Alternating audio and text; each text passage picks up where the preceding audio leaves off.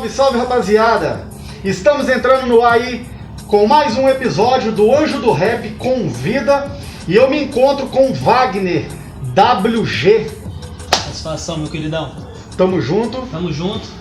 Vamos que vamos. Bate-papo, uma troca de ideia bacana agora com meu mano. E é isso aí. Vamos ver o que vamos falar aí agora. Rapaziada, esse bate-papo de hoje ele vai ser um bate-papo diferenciado de vários. Porque aqui nós trocamos ideia com DJ, trocamos ideias com b-boys, grafiteiros, com rappers. Mas dessa vez agora a gente vai trocar ideia com o quinto elemento, que é a consciência e a atitude. Fato. Sempre digo que o hip hop está muito além do que a mídia mostra, do que as pessoas acham que é o hip hop. A literatura para mim também faz parte do hip hop. Com certeza. Né? Tanto que tem o Dallas, né, que é um autor de um livro, e eu acho que vai bem além do que as pessoas costumam dizer. O rap, né, eu costumo dizer que o rap é uma faculdade, não é só um estilo musical. E desde pequeno a gente escuta, a gente fez parte dessa escola, fazemos parte dessa escola, e a aprendizagem é diária, não tem um ponto final. Eu acho que enquanto a gente estiver vivendo, a gente vai estar escutando rap, ouvindo, a gente vai estar aprimorando nosso conhecimento. E sempre aprendendo, né, mano? Fato. E você é morador de Betim há quantos anos, ô? Cara, desde 2002. Julho de 2002.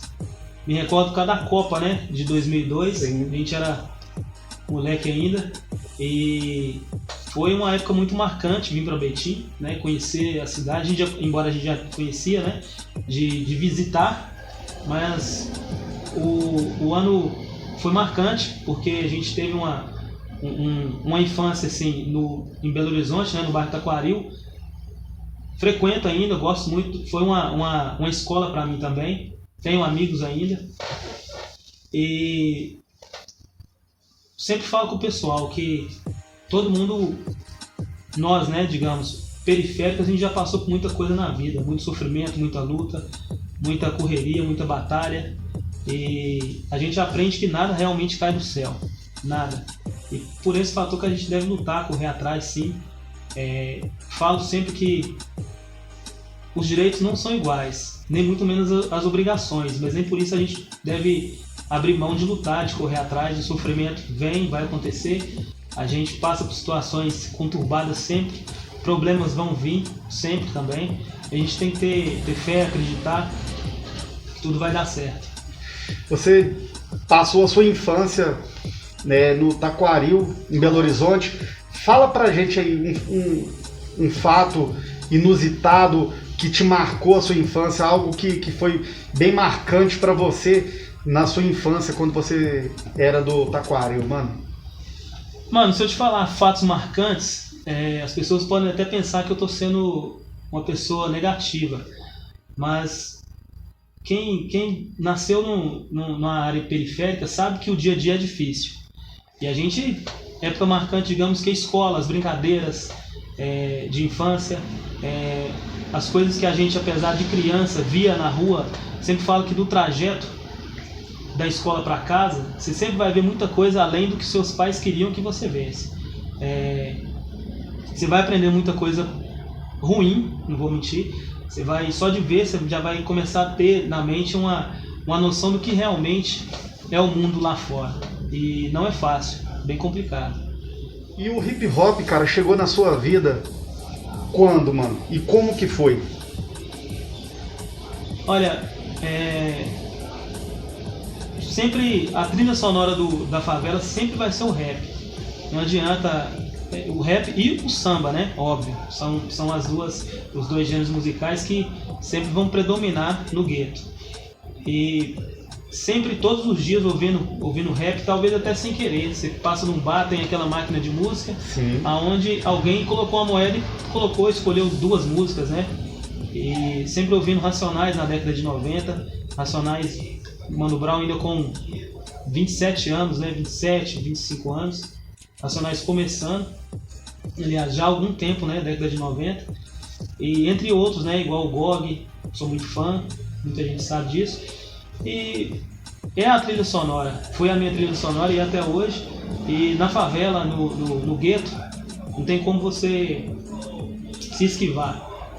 E eu ganhei um CD posteriormente, depois de uns anos, acho que com 15 anos ganhei um CD, justamente do meu pai, que não era muito a favor do gênero, né? Até ouvia algumas músicas e, como diz o Gog, não deixava ouvir rap, mas o observador passou a prestar atenção nas letras e liberou. Então, o rap tem sim as letras que incriminam o sistema, né? Que mostram como o sistema é, de uma forma bem agressiva, mas tem o outro lado de uma letra que talvez seja mais objetiva para pessoas que estão, a princípio, conhecendo o rap. Acho que o preconceito sempre existiu em relação ao gênero musical, mas nunca me impediu de prosseguir ouvindo. Eu acho que é justo a gente ter esse conhecimento, essa faculdade musical, que é o rap. E quando que você teve o entendimento sobre o hip hop e tomou para si o conhecimento da importância e de suas origens, mano? Quando? Quando e como? Na minha opinião, as letras de rap não são nenhum tipo de enigmas. Só que você tem que estudar, você tem que ter uma noção mínima de pelo menos buscar o entendimento do que aquela letra está te passando. Não só ouvir, não é só batida, não é só refrões. Eu acredito que um exemplo, uma frase de rap que a gente vai descobrir o que é tal coisa, talvez a escola não forneceu aquele conhecimento, até porque a nossa educação sempre foi sabotada. Uma frase, inclusive, do Eduardo, que ele diz que o calcanhar de Aquiles do pobre é a educação. Imagina o mendigo compreendendo a Constituição. Quem foi Aquiles? Por que o calcanhar de Aquiles? E por que o mendigo compreender a Constituição e o que é a Constituição brasileira? Tudo isso aí te leva a despertar a curiosidade. Quem foi Aquiles? Você passa a entender que o ponto frágil de Aquiles era o calcanhar, que era a única parte desprotegível dele. E na classe pobre, o calcanhar de Aquiles do pobre sempre vai ser a educação, porque sempre foi sabotada. Permitem que cheguem até a nós o conhecimento de forma limitada. Da forma que eles acham eles querem. Que deve ser, né? Fato, com certeza. E num sistema onde até a alimentação da escola, até a desvio de verba das merendas, né, escolares, quem dirá da educação, quem dirá da situação aonde a gente teria que ter no mínimo direito à educação válida, né, qualificada, digamos. Muita gente às vezes costuma dizer que a igualdade, eu tenho clientes, né, que eu debato sempre, embora eles não concordem, eu sempre falo para ver e me dar respostas. Porque se existe igualdade, por que os direitos não são os mesmos? Por que a escola pública ela não te dá o mesmo direito que uma escola particular? Então não há sim uma sabotagem, fato. Eu vivo isso aí diariamente, dá pra gente perceber. Não tem como você comparar as situações, não tem como você dar uma oportunidade para a mesma oportunidade, né, digamos, só que desde a infância até aquela oportunidade, cada um teve uma vivência, cada um teve um direito a uma educação diferente. Então isso, não, na minha opinião, nunca vamos ver como uma igualdade, não tem como ser igualdade. Até porque, além desse fato, também tem o lance da escolha, né? E o plantio de cada pessoa no decorrer dessa caminhada. Sim, o livre-arbítrio, né? O livre-arbítrio. Tudo que você plantar, você vai colher, fato. Só que muitas vezes tem gente que não tem nem opção do que plantar. Isso é fato, não tem como a gente negar. Mas os direitos são iguais, a educação é a mesma. Não é a mesma. Eu costumo dizer que enquanto a escola pública ela está aprendendo a jogar damas, a particular já está disputando torneios de xadrez. Então não é igual. E meio a tantas discordâncias, né, dessas pessoas, eu aprendi o seguinte: não jogar pérola aos porcos. Por mais que você debata, por mais que você vem afirmar a sua opinião e mostrar o porquê da sua opinião, mostrar diariamente, mostrar aquilo ali, mostrar, ter carta na manga para poder afirmar aquilo, quem é contra nunca vai ser a favor da sua opinião, não porque não é um problema pessoal, mas que ela nunca vai dar o braço a torcer para algo que ela já admitiu tá do lado. E tem pessoa que tem a mente mais cauterizada, né? Ela, Sim. pedra é pedra, pau é pau, e desde que prova o Sim. contrário, não... Sim. E às vezes até mostrando o contrário, ela não vai aceitar. E Ela no não vai interior, concordar. sabendo que é ao contrário do que ela diz ser, Fato. mas tem pessoa que mesmo assim... Eu costumo dizer que são pessoas orgulhosas. Certo, A gente vive num mundo assim, de orgulho. com certeza. Ser orgulhoso às vezes é mais vantajoso, né? Para algumas pessoas. Pra algumas pessoas. Pra algumas pessoas. Eu lembro de uma parte do Gog, né? Numa música que ele cita que é bem mais fácil guardar rancor, é bem mais fácil que dizer que perdoou. Dá mais ibope, chama atenção, mas faz mal pro coração. E às vezes é melhor prejudicar o coração do que pedir perdão para alguém, do que pedir desculpa, do que aceitar a desculpa de alguém. Já vivi isso também. Já passei por muitas situações parecidas. E é o mundão que a gente vive hoje. Verdades nuas e cruas. Essa é a realidade. Algumas pessoas, é igual você disse, dói mais ela abrir a mente, estudar sobre um determinado assunto, dar espaço para ela mesmo buscar novos entendimentos, do que ela ali bater o pé firme naquilo que ela acha que acredita, que ela pensa que está certo, do que buscar novos horizontes, buscar compreender certas coisas, valores. Sim. É abrir um leque de conhecimento. Às vezes A pessoa se limitar, não dá oportunidade não para se ela dá mesma, né? oportunidade, E a pessoa não percebe que quem está perdendo é só ela. Sim. Eu costumo dizer que a pior derrota é para si mesmo. A pior derrota é para si mesmo. Você saber que através do seu orgulho você impôs barreiras que poderiam te permitir progredir, te permitir chegar mais longe de onde que você está. E é difícil hoje em dia, bem complicado, muito mais complicado. Lidar com o ser humano é complicado.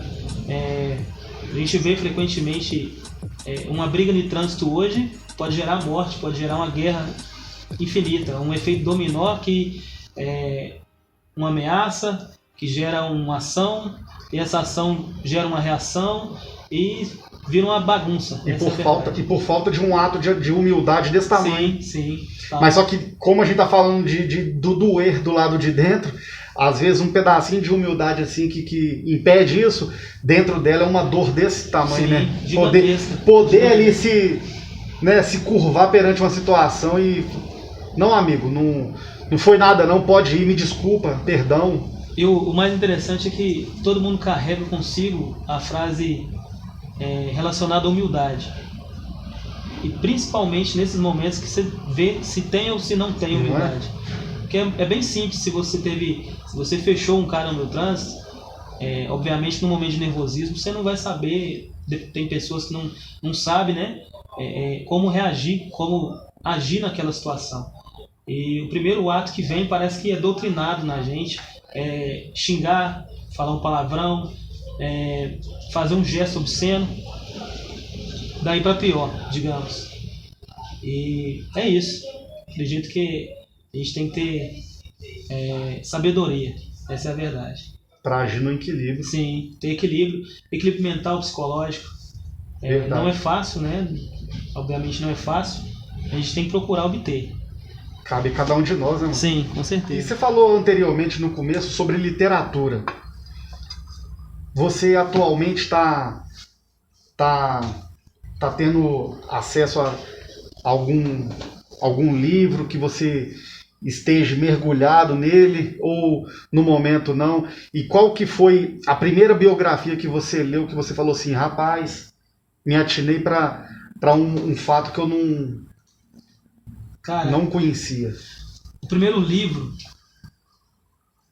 ainda na infância, cara, infância para adolescência, o pessoal vai até zoar, mas foi um livro de chaveco, muito antigo, bem antigo.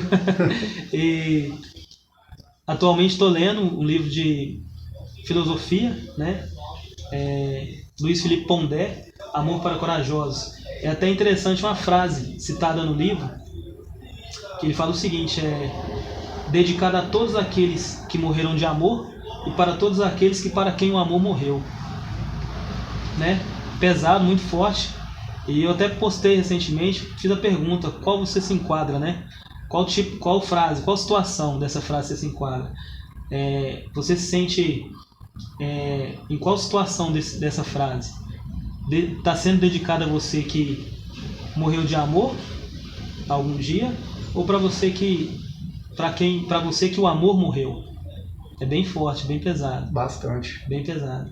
E a literatura ela é difícil porque no Brasil, inclusive, os livros são caros, na minha opinião.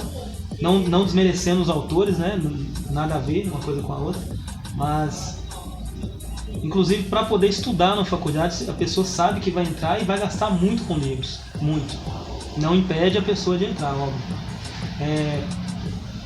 Mas já li muitos. Pretendo, assim que terminar, ler outros livros. Inclusive, sempre falo que a literatura muda pessoas, te deixa mais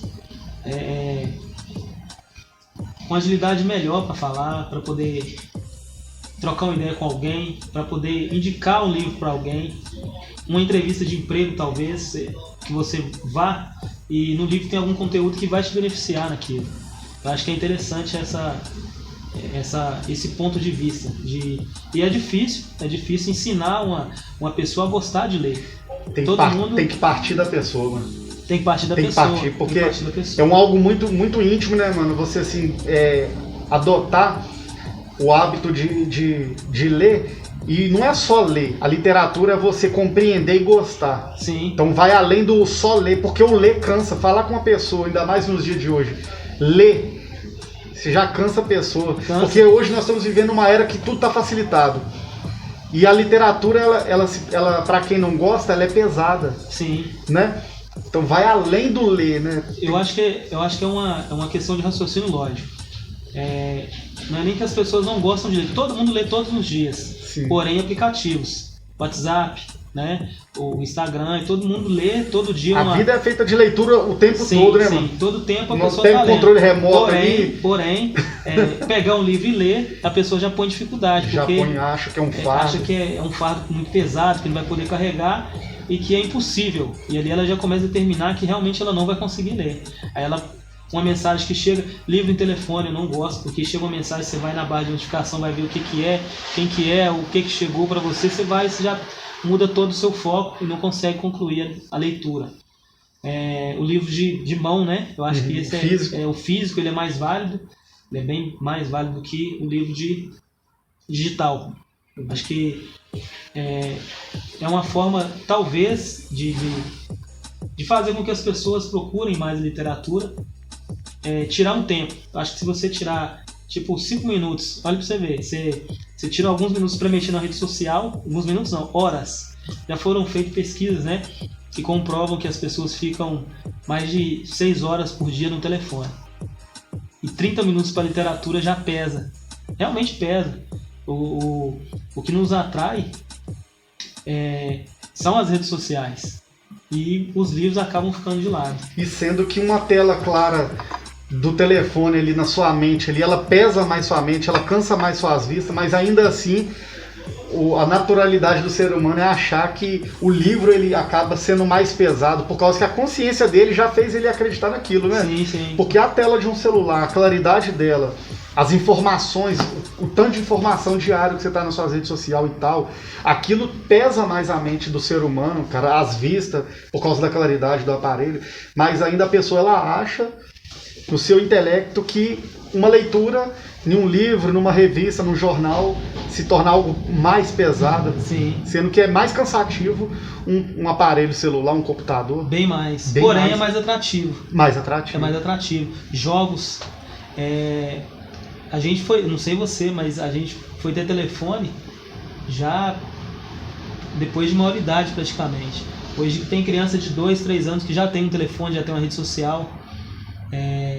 Estamos plantando sementes que talvez sejam prejudiciais no futuro a determinadas escolhas.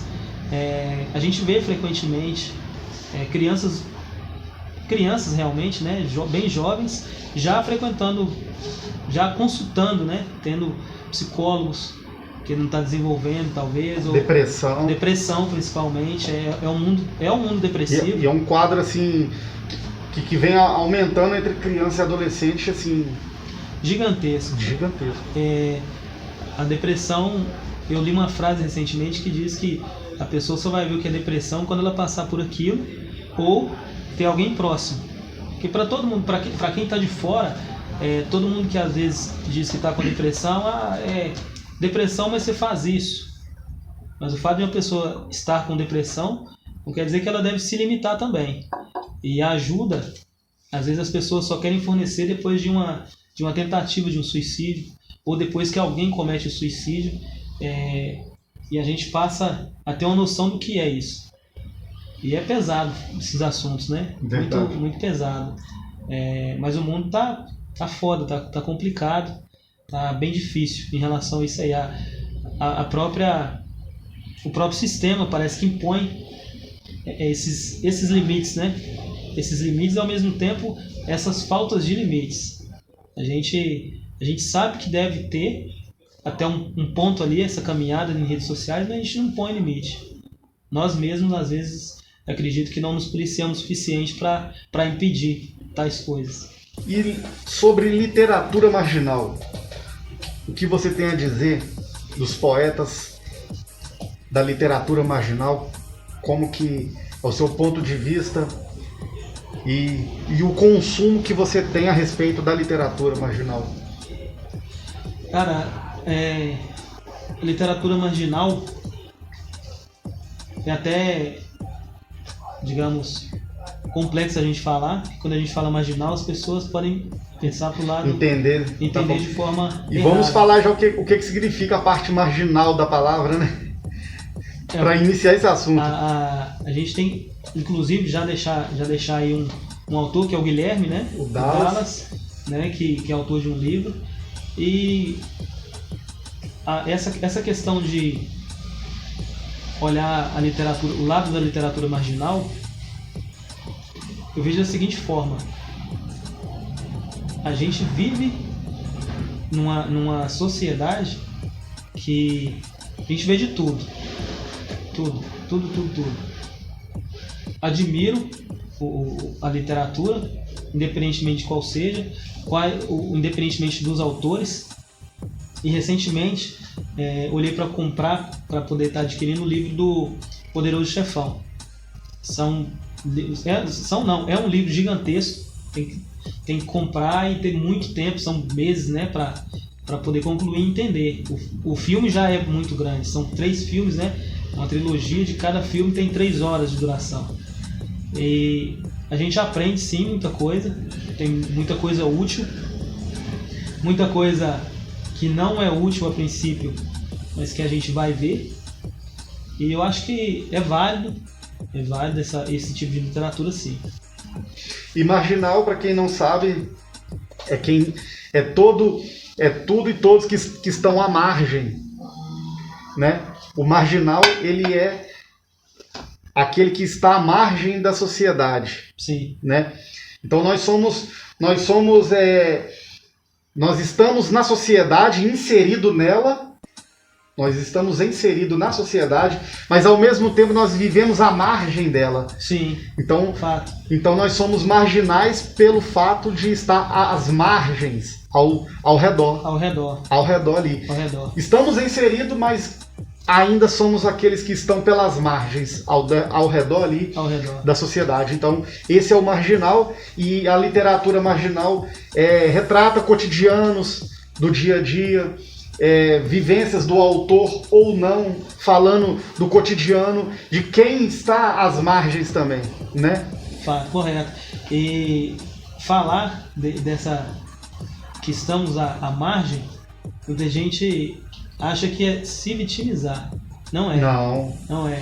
É colocar, né, num livro o que você vive, né, dentro daquela comunidade, dentro do seu dia a dia, dentro da realidade de cada um. E falar de direitos, falar de obrigações da periferia, não é simplesmente pensar que é não dar o braço a torcer para os que falam sem nem ter vivido aquilo. Então é muito fácil as pessoas que não estão a essa margem, apontar o dedo e dizer que é vitimismo, dizer que é algo que as pessoas não vivem.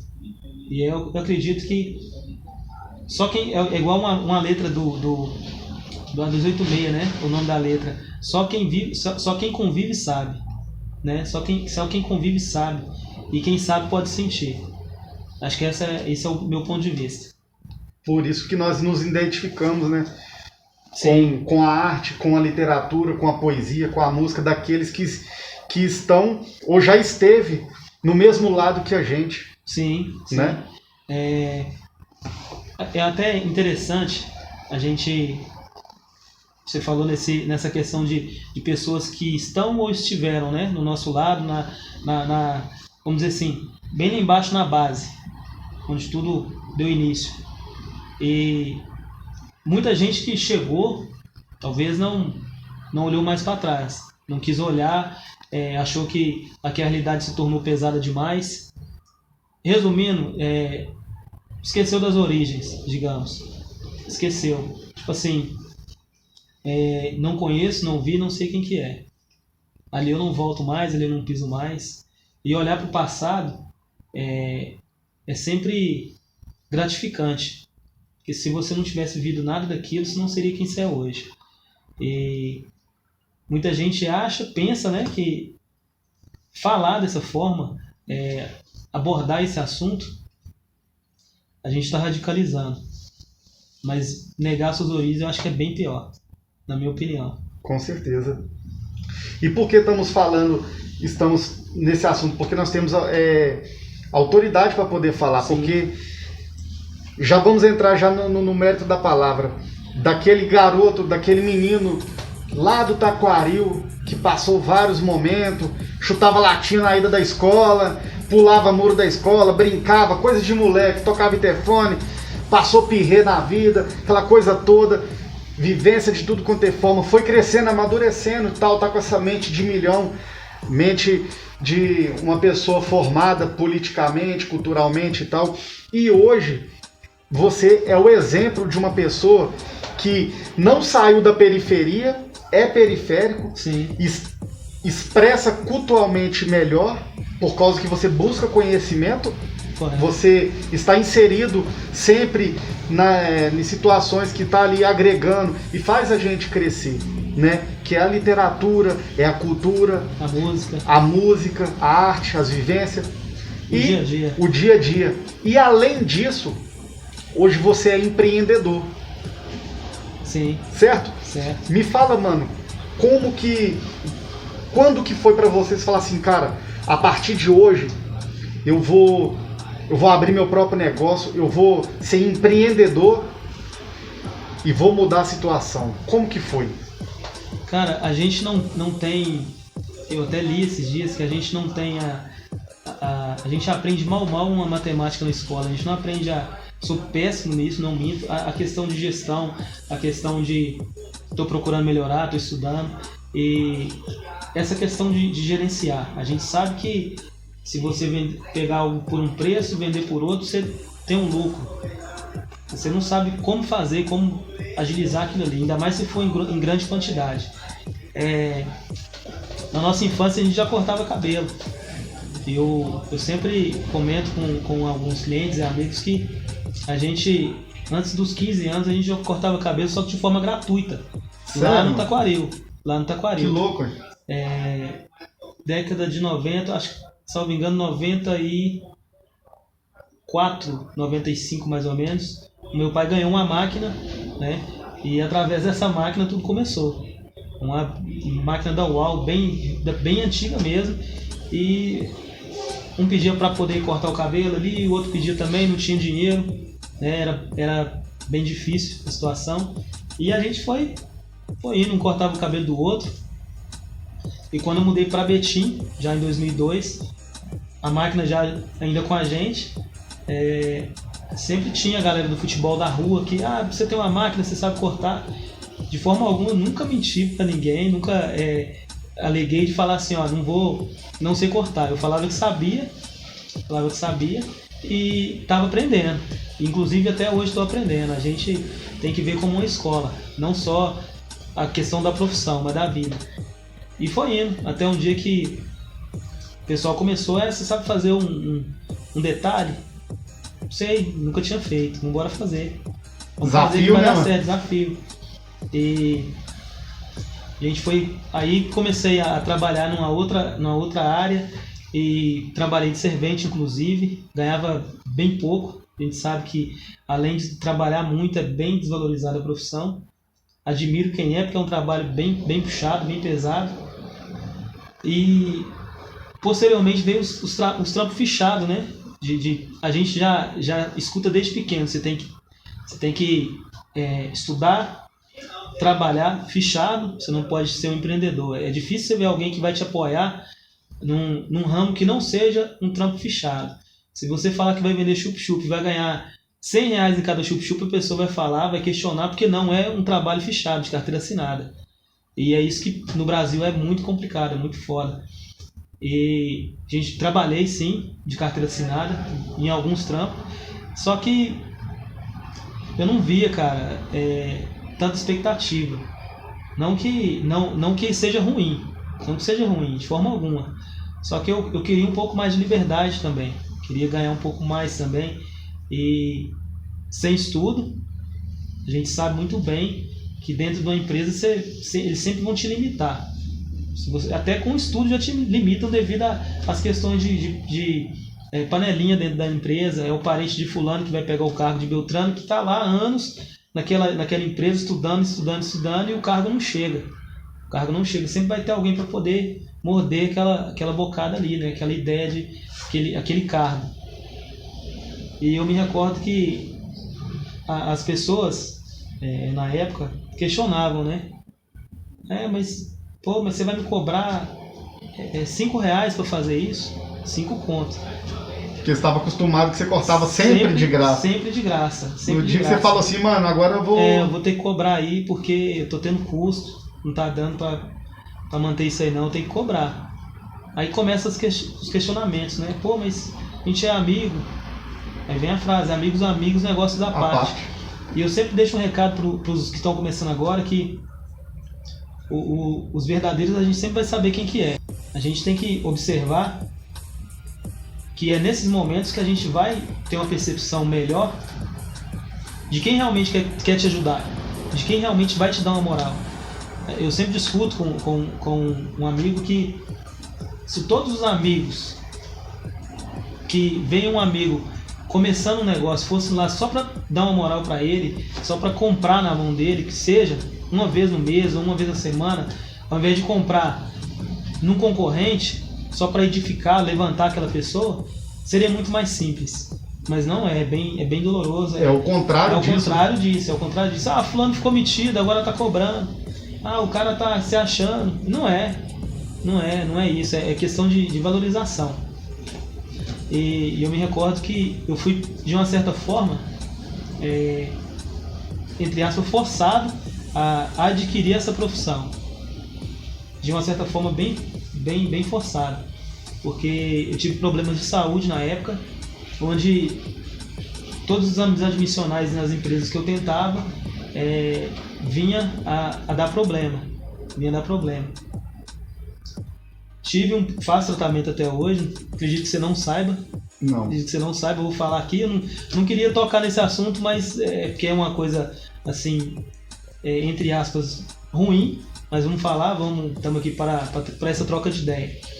2009, numa entrevista de emprego, já tinha saído de uma empresa e descobri, através desses exames que eu fiz, que estava tudo dando errado, e o pessoal me mandou fazer uma consulta com o hematologista, e onde eu fui descobrir que eu tinha que urgentemente correr atrás de fazer um tratamento de LMC. Não sei se você sabe o que é. Nunca ouvi falar. Leucemia mieloide crônica. Nossa. Tem desde 2009 que eu faço tratamento. Tranquilo, graças a Deus, tudo bem. Acho que o que manda, sempre falo inclusive com a minha mãe, que muita doença ela passa a se manifestar através do seu psicológico. Com certeza. Se você adquirir esses pensamentos que você está doente, que você está mal, a pessoa acaba adquirindo até o que não tinha. O pensamento ele traz a existência daquilo que você muito... Fica martirizando, batendo na mesma tecla. E passei e falei assim, olha, eu vou ter que fazer alguma coisa da vida. E onde eu fui para São Paulo, onde eu nasci, e fui para fazer um curso, acabou que eu trabalhei em 2 barbearias lá, isso em 2010. 2010. E quando foi, aliás, 2010 para 2011, quando foi em 2011 eu comecei onde eu estou até hoje, no mesmo lugar, o mesmo ponto, né? Alguns clientes até hoje daquela época. E resumindo, há males que vêm para o bem, né? Talvez, acredito que Deus permitiu isso para que pudesse abrir uma outra porta, para me ter a liberdade que eu queria, onde uma empresa não me daria essa condição. Não estou dizendo que é ruim, não estou procrastinando. Sim. E se tiver que voltar a trabalhar dentro de um galpão, já fui soldador, volto sem problema algum, né? A gente não pode falar que dessa água eu não vou beber. Certo. A gente eu costumo dizer que quem é correria não vai pagar pau para serviço, de forma alguma. Não de forma... É até irônico, eu vejo pessoas falando assim, eu nunca mais eu vou carregar uma lata de concreto. Pô, mas você teria que ter orgulho de dar início à sua obra da sua casa. Tem que pensar por esse ponto de vista também. A questão do tratamento foi doloroso, sim, foi fácil até hoje, apesar de ser bem tranquilo, graças a Deus. Foi doloroso porque o psicológico, né, ainda na época era bem afetado. A gente começa a ver quem sim, quem não e quem nunca. Quem sim, quem realmente esteve do seu lado na época, quem realmente teve, quem não teve e quem nunca teve. Então a gente passa a ter essa seleção. Até falei com um amigo recentemente que indiquei ele um material, um objeto que geralmente se usa em obras, mas pode se usar na sua vida, que se chama peneira, a peneira de obra. Uhum. Às vezes você tem que peneirar suas amizades, peneirar quem realmente, para você ver quem realmente está do seu lado. Porque nessa peneira aí, quando as coisas começam a apertar, é uma condição financeira, é uma doença, é algo, então você tem que fazer essa peneira sim. E nem todo mundo que está do seu lado ou te dá até um bom dia não significa que está torcendo por você. O próprio Guilherme fala, né, que tem que ter intimidade para chegar perguntando, ou é segunda intenção o que você está arrumando. Aquela pergunta, e aí, o que você está arrumando? Será que realmente a pessoa está interessada em saber o que você está arrumando, ou só está na intenção de adquirir uma informação que vai beneficiar ela? Ou é um leve trás? Então isso é o que mais tem. E no decorrer dessa correria toda aí de tratamento, fui para São Paulo, e quando eu voltei, abri a barbearia no Alterosa com um rapaz que foi meu sócio na época, e devido a alguns problemas pessoais não deu certo, não vou entrar no caso para não expor. Lógico. E também não guardo rancor, não guardo raiva, não tem mágoa, troco ideias se for necessário. E eu acho que tudo teve um porquê, tudo teve um propósito. As coisas incentivei, direta ou indiretamente, muita gente a se tornar barbeiro. Hoje, inclusive, meu irmão, né, a gente costuma brincar, meu irmão era até caminhoneiro na época. Quando alguém fala comigo assim, foi você que perguntou pra mim, você acha que eu levo jeito pra ser barbeiro? Você acha que eu dou conta? Você acha que é fácil de aprender? Eu acho que depende de cada um se esforçar e correr atrás e batalhar por aquilo. Não vou mentir, meu irmão mesmo sabe disso, que a profissão na época dele não tinha nada a ver com a barbearia. Mesmo assim, caiu pra dentro. Hoje ele tá onde ele tá, meritocracia. Não foi sorte, eu sempre falo pro pessoal, existe a sorte, pode existir sim. Numa rifa pode existir a sorte, numa Mega Sena talvez exista a sorte, não sei, né? Mas no seu dia a dia existe a meritocracia. Naquilo que você corre atrás. Naquilo que você corre atrás. E se dedica para aquilo acontecer. Se dedicar, fato, se dedicar e muito, nunca foi fácil, nunca. E a gente vê hoje muito moleque que está começando, principalmente na área da barbearia, às vezes até menosprezar quem já estava ainda quando ele era criança. sempre questiono isso aí. Nunca foi fácil realmente, e as pessoas às vezes olham alguém que talvez está num emprego, está numa situação, ele nunca vê a caminhada, ele sempre vai ver até o ponto que a pessoa chegou. E todo mundo tem problema, cara. Todo mundo tem defeitos, todo mundo tem situações que fazem a gente até pensar em desistir dessa caminhada toda, dessa correria. E voltando aí, né, que a gente estava recapitulando, digamos, eu vejo muito moleque hoje novo com a faca e o queijo na mão. Tipo assim, tem uma condição hoje para poder tá dando início a uma profissão e simplesmente abandona, simplesmente acha que está difícil, acha que está complicado, que não vai chegar. Na primeira dificuldade, abandona. Que vem, abandona o barco. Um amigo, né, hoje ele, infelizmente, ele não está mais entre a gente, ele sempre dizia que, ele falava, Vaguinho, devagar também é pressa. A gente tem que ir devagar, mas na certeza de que o tempo corre. O tempo corre, a gente tem que, de uma certa forma, correr também. Correr atrás, lutar, batalhar. A vida digamos que é uma, entre aspas, uma loucura, né? Às vezes a gente tem um problema, uma outra hora a gente está numa fase boa e tem que estar preparado. Acredito que a gente tem que estar sempre disposto a enfrentar os BO que vierem. Nessa caminhada toda, nessa correria toda, muita gente atribui a sorte a quem chegou, a quem de forma por mérito conseguiu, sempre atribui a sorte. Não foi, não é. A gente tem que lutar, tem que correr atrás sim. Hoje estou bem, tá? Questão da saúde, né? A gente estava falando agora, muito bem, graças a Deus. E a pior situação nossa é a mental, se você se deixar levar. É difícil. Com certeza. Muito difícil. Tem uma frase do Dr. Lai Ribeiro, de um livro que eu li, que ele fala que é o seguinte: ser pobre é diferente de não ter dinheiro. Pobreza é um estado de espírito e falta de dinheiro é uma situação temporária. Adquirir isso para mim, essa frase, por quê? Às vezes a pessoa fala assim, eu tô pobre, eu sou pobre, eu não consigo. Não pode. Você pode sim. Você pode chegar, igual muitos chegaram, mas existe a meritocracia. Não vai ser sorte. Corre atrás do seu, vai lá, a pobreza é um estado de espírito. E essa questão financeira, que todo mundo, principalmente no momento do país, se Deus quiser, vai ser uma situação temporária. Todo mundo almeja dias melhores, né? E a gente torce para que tudo isso passe, que as coisas voltem ao normal. E com essa bagagem que você veio adquirindo, você também começou a dar aula para outros barbeiros. Sim. Há um tempo. Fala um pouco sobre essa experiência que você teve como professor, porque um dia você foi aluno. Sim.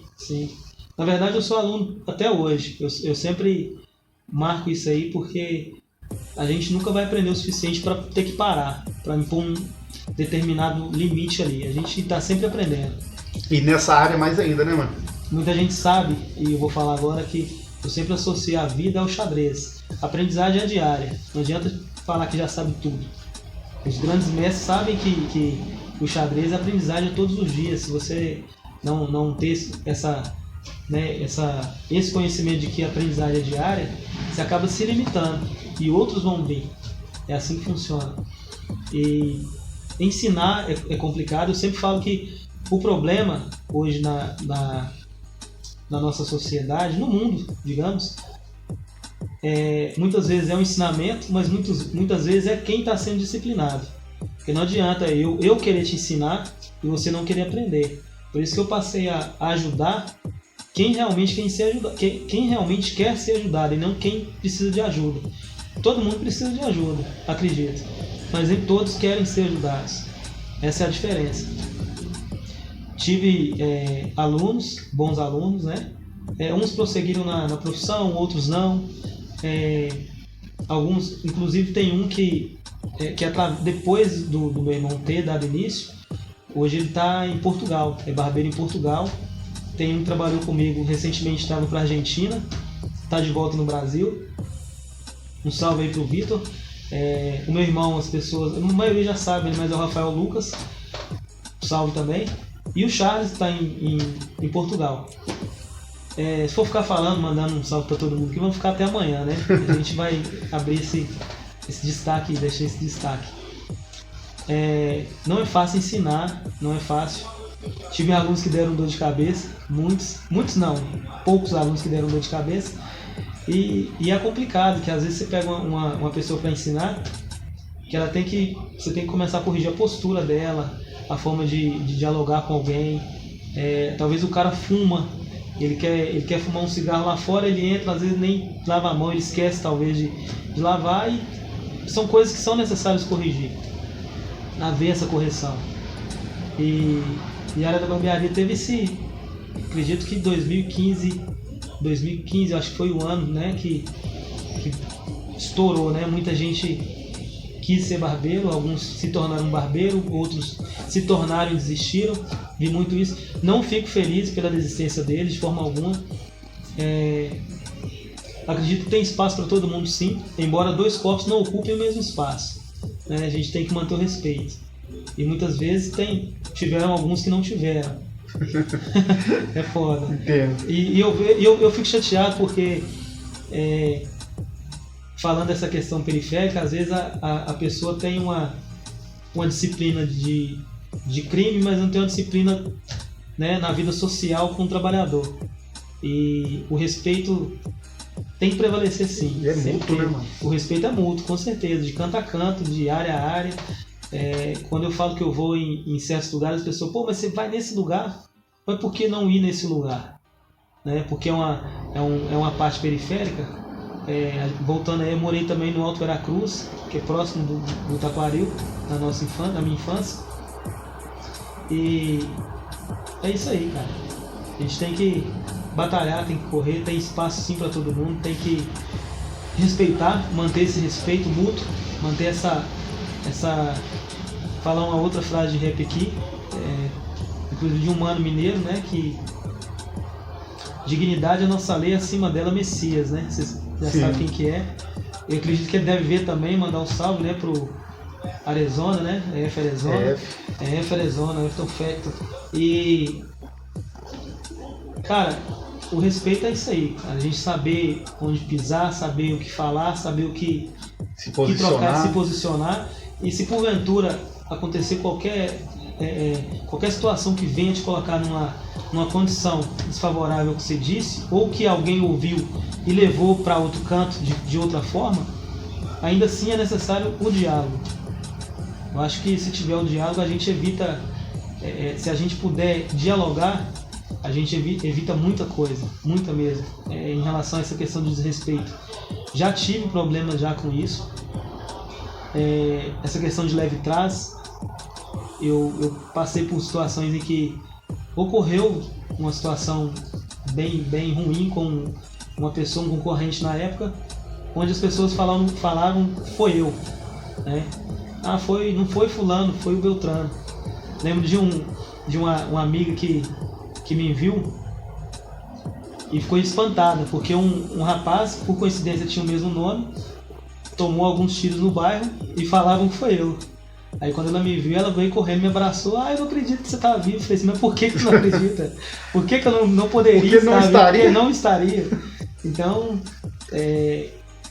para conversa fiada, para leve trás, a gente tem que deixar bem claro que se a gente tiver algum problema, é um tipo de desafeto, que às vezes a pessoa tem um desafeto com você, mas não tem o porquê.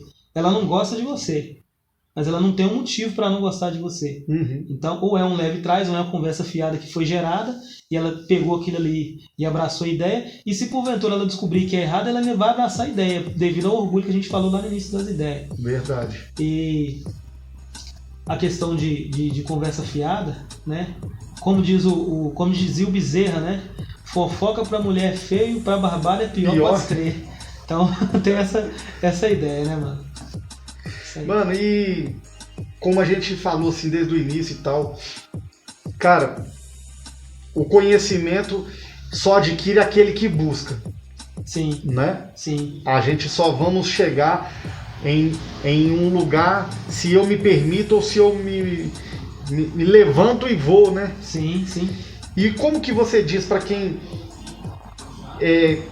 está, cresceu, vive e se encontra em situação de risco, e em risco que eu falo da forma geral, como diz quem mora na periferia, né? Com a realidade e tal, e com a pouca condição que poderia vir do alto, mas não vem, e somos nós que temos que dar os nossos pulos, digamos assim, na parte mais simples da palavra, e chegar no patamar que você chegou e vem chegando, porque a sua visão é de crescer mais, eu creio. Sim. E o que você diz para quem está em situação assim de falar assim, pô, mano, eu preciso mudar de vida, eu preciso mudar minha situação, seja como pessoa, seja profissional, seja vida financeira, família, no total, e fala assim, mano, eu preciso desenvolver, cara. Da forma que tá, não dá. Porque tem pessoas que se apegam à condição que ela tá e acham que ela não é capaz de sair dali. Sim. Certo? Sim. Tem pessoas que não acreditam nela mesmo. E somos nós que temos que ser o primeiro a acreditar. Acreditar e você falou em várias questões. Dinheiro eu não tenho não, mas precisar de trocar uma ideia a gente tá aí, cara. E a primeira coisa que eu falo é que não desistam. Não desistir. Se fosse tão fácil, cara, se fosse tão fácil, todo mundo chegava. Todo mundo. A gente vê muito exemplo aí de pessoas que chegaram e muita gente não sabe como que chegou. E passa a atribuir a sorte, que a gente falou agora há pouco. Sempre digo que a gente não deve desistir.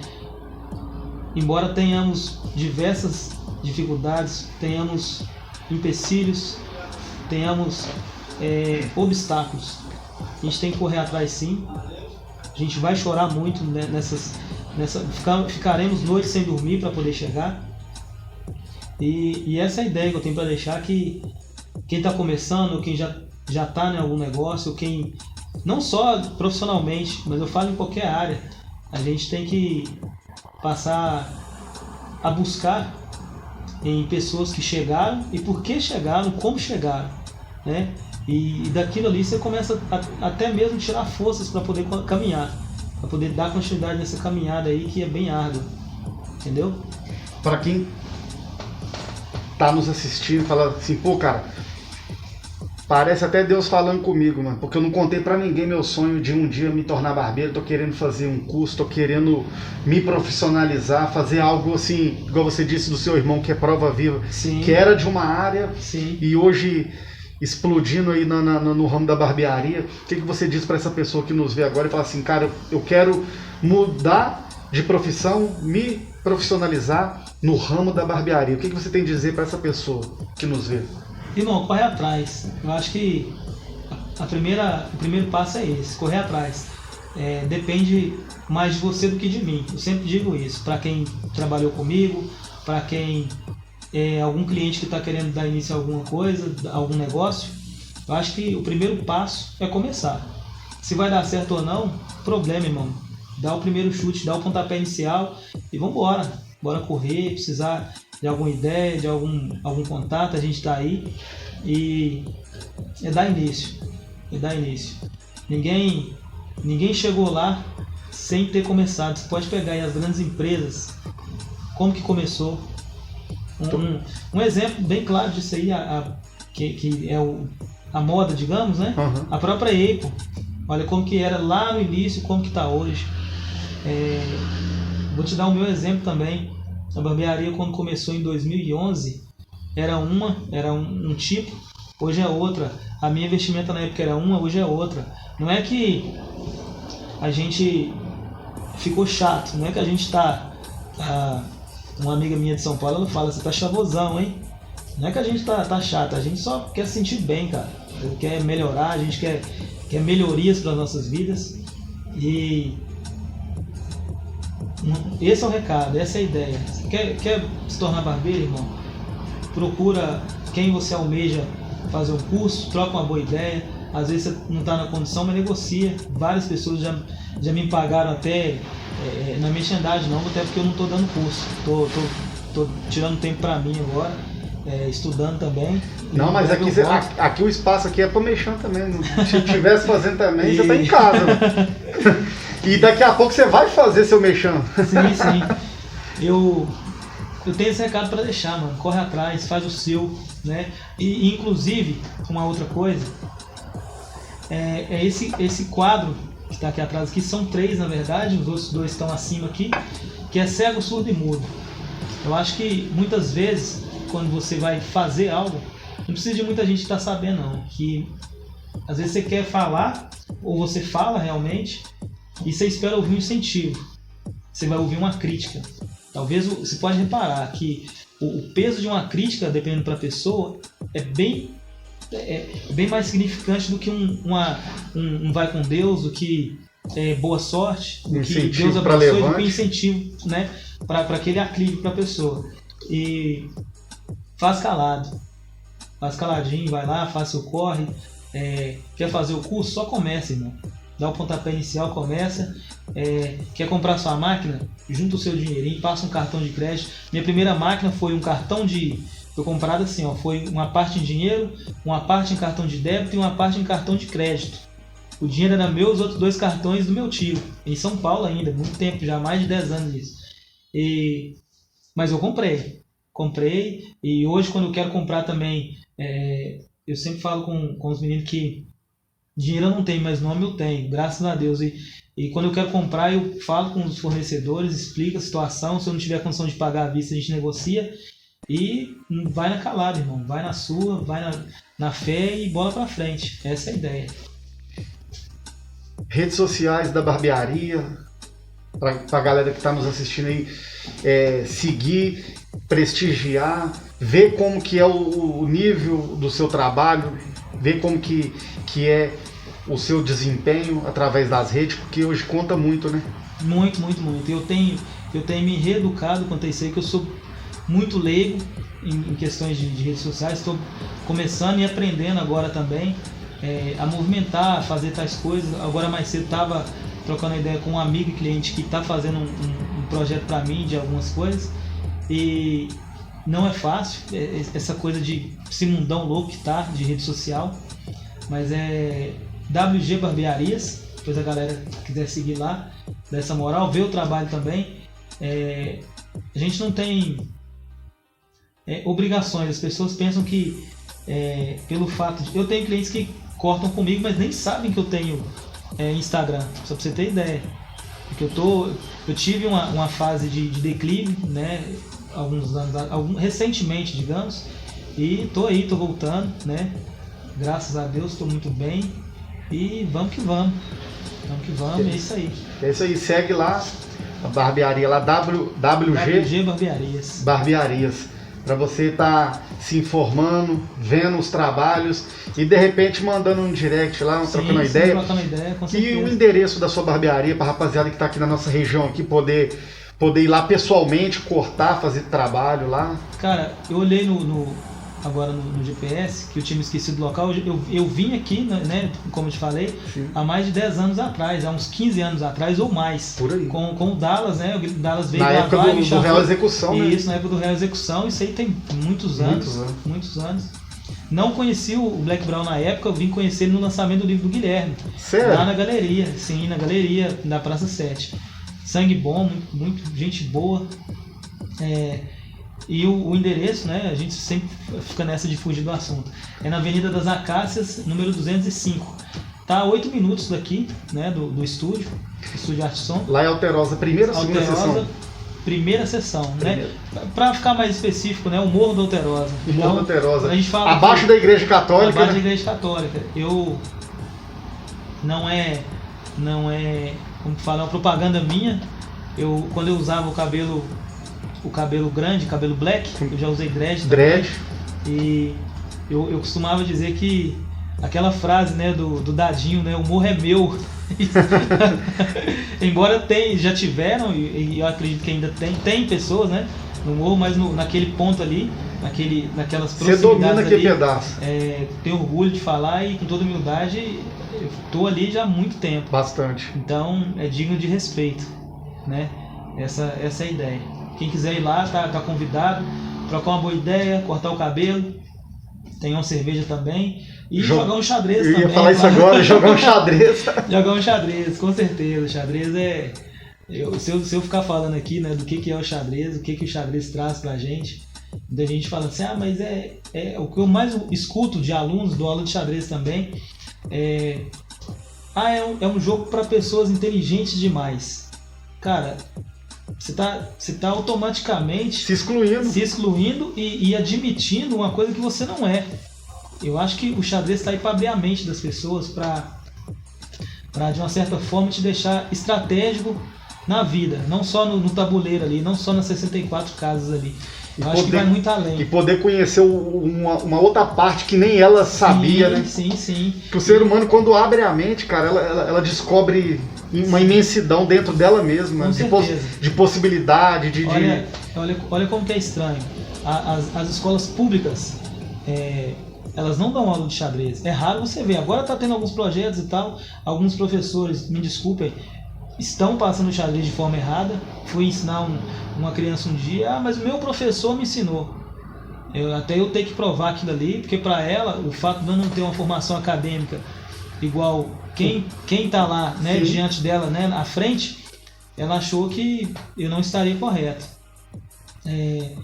Não fico me gabando por isso, de forma alguma. Todo mundo está aí para aprender, inclusive quem é professor. Dou aula para um rapaz que é advogado, dou aula para crianças. Fui convidado para dar aula em escolas públicas, vou fazer questão de ir.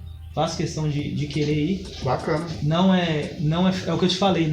O difícil não é você disciplinar. O mais complicado é você ver aquele monte de criança, adolescente e até adulto aceitar aquela disciplina. Você entende? Quando você começa a ensinar o xadrez para alguém, a primeira coisa que você escuta é: mas é muito difícil, é muito complicado, eu pensava que era fácil. Se fosse fácil, todo mundo sabia, cara. E é tão sabotado isso que mal nas escolas públicas em especial, eles ensinam a dama. O jogo de xadrez é tão estratégico que se você for nas escolas particulares, é ensinado, cara. Desde 2, 3 anos de idade já é ensinado. Por quê? A criança que já cresce naquela alcunha de que está aprendendo a ter estratégia na vida, ela vai usar a estratégia na vida como uma pessoa, como um profissional, num relacionamento interpessoal, numa entrevista de emprego. Ela vai saber os momentos estratégicos e por aí vai. Eu acho que o xadrez é bem além do que um jogo de tabuleiro, muito além. Um primo meu falou uma vez e concordo com ele, é uma ciência, é uma filosofia inexplicável. Se não me engano, foi o Einstein disse que trocaria, né, a inteligência dele para descobrir a lógica do xadrez, para descobrir o quão é inteligente o tabuleiro de xadrez, o quanto a inteligência foi quem criou, né, quem foi capaz de criar um jogo daquele. Não é idolatria de forma alguma, não sei se alguém vai interpretar dessa forma, mas é só um ponto de vista em relação a um jogo que beneficia muito. Sim. Muito mesmo. E não é ensinado pra gente. Eu vim aprender xadrez com 26 anos, em torno de 23 para 26 anos, mais ou menos aí. E muita gente acha que só aprende depois, na infância. Não é de forma alguma. Se eu pudesse ensinar o xadrez para todo mundo que quisesse aprender. E para a gente poder entrar mais a fundo desses porquês que talvez não é mostrado, não é incentivado, a gente teria que ter mais outro programa aqui só para falar disso, porque é uma parada muito além, Fraga. Sim. Porque o governo, assim, os maiores, eles não querem ver os menores com um campo de vista no mesmo nível.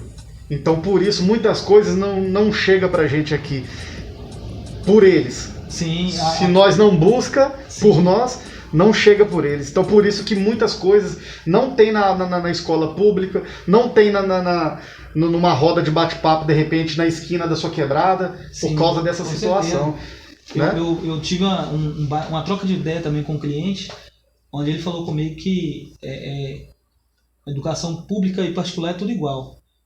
Eu só fiz perguntas, né? Eu falei com eles, por que é igual se lá os professores são pagos e aqui as crianças mal têm uma condição de merendar?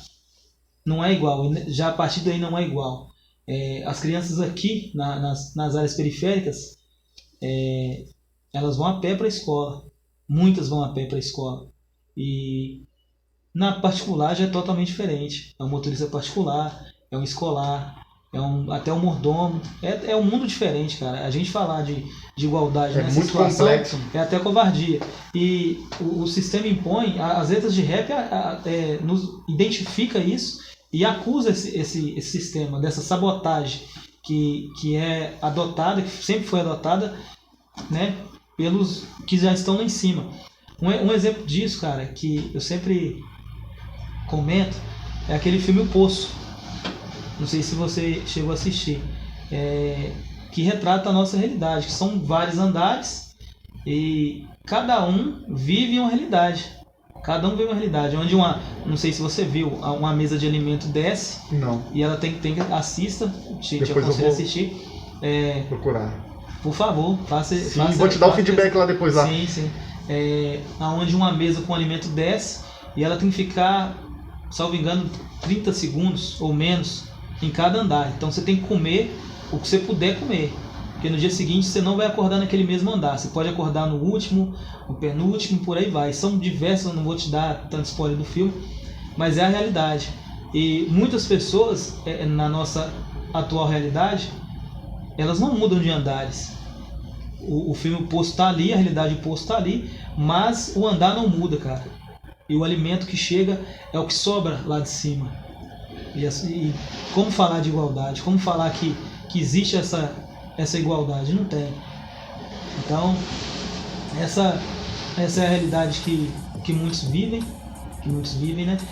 E a gente sim, sempre costumo dizer, isso aí não é vitimismo, a gente é sabotado. Se não fosse, existiria igualdade, cara. Esse é meu ponto de vista. Com certeza. Guerreiro, quero te agradecer por ter colado com a gente, por ter fornecido esse bate-papo. Antes que as más línguas digam, é água aqui e água aqui também, tá? Não é cerveja, não é caipirinha, não é nenhum tipo de bebida alcoólica. Vamos falar, você vai ver, vamos comentar. Mas não é. Mas prossiga, desculpa interromper. Não, mas é bom, faz bem.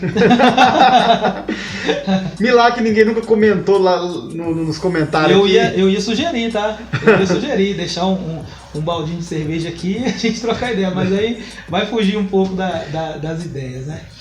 Mas é isso, mano. Quero te agradecer por ter colado. Satisfação a minha. Tamo junto. A gente tá aí e a ideia foi muito boa, bacana. É uma satisfação para mim ter sido convidado. Sei que muita gente quer estar aqui. Quero te indicar pessoas que você possa convidar. E quero que você convide se puder. E é isso, um salve para geral, para todo mundo. Tem pessoas um mano de São Paulo me chamou hoje e falou que quando tiver tudo ok, mandar o link para ele que vai assistir também. A gente tem muito contato, graças a Deus, em várias quebradas, nos 4 cantos, digamos, do mundo. Gente que está no exterior, que vai assistir também, amigos. E é isso, o bate-papo foi muito, muito bom, satisfação a minha. E é isso aí, rapaziada. A ideia é nunca desistir. Salve geral. E eu quero deixar contigo uma presa do Estúdio Arte Som, que é dessa coletânea A Voz dos que Clamam, CD aqui de Betim, que conta com Doxologia Final, Negão N2, OBS 3, Alex Santo e o Anjo do Rap, Atos 2, Calibre 66, Juventude Consciente, Conheço. Raça de MCs, Aliados do Senhor, Conheço. Dimão. Inclusive participei de vídeo dele, hein? De clipe. Mandar um salve pra eles aí também. Exortação. E tem aqui uns 4, 5 instrumental aqui para poder repar em cima, que é livre, sem direitos autorais, top. reservado e tal. E é uma cortesia do Estúdio Arte Som. Meu irmão. Esse aqui significa muito, hein? Então, deixa eu ver se dá pra... Chega mais lá. Mais pra baixo. Aí, ó. A capa. Esse aí. Agora mostra a parte da frente. A Voz dos que Clamam. É muito significativa essa capa desse CD. Quando você olhar lá dentro, você vai poder ter uma menção melhor ainda, porque quando esse projeto foi lançado foi naquela época daqueles terremotos que teve no Haiti. Sim, sim. Então aqui é uma haitiana com um bebê e na parte de dentro vai ter os destroços do Haiti, mostrando uma fase de precariedade, de sofrimento, e já na parte de trás um haitiano correndo com um campo verde, um céu azul, feliz, que é o que a proposta das músicas vem trazendo, Sim, né? Então essa liberdade, essa felicidade, que é o conteúdo que está aí dentro e que tem tudo a ver, cara. Ainda mais pra época que foi lançado. Sim, né? Com certeza. Meu muito obrigado mais uma vez. Tamo juntão. Satisfação. E vou curtir sim, com certeza. Chegando em casa, vou dar um jeito de escutar. Ou então amanhã na barbearia. Só força. Já começar o dia, como sempre, né, ouvindo um bom som, um bom rap. Isso aí.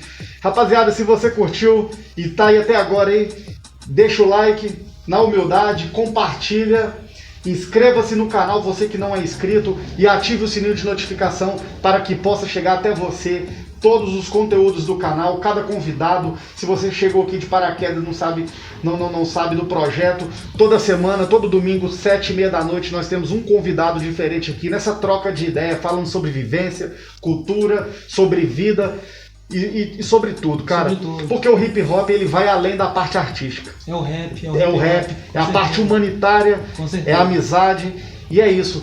Mandar um salve para quem está nos ouvindo nas plataformas digitais, porque estamos em áudio também, Fraga? Sim. Além do YouTube aqui, nós estamos no Spotify, na Anchor, Google Podcast, Top. sendo transmitido via áudio para essa rapaziada aí.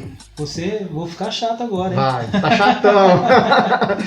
Ai, Salve, guerreiro. Irmão. Um abração. Muito obrigado, tamo junto. E até semana que vem com mais um Anjo do Rap Convida e mais um convidado com vocês. É nóis. Tamo junto.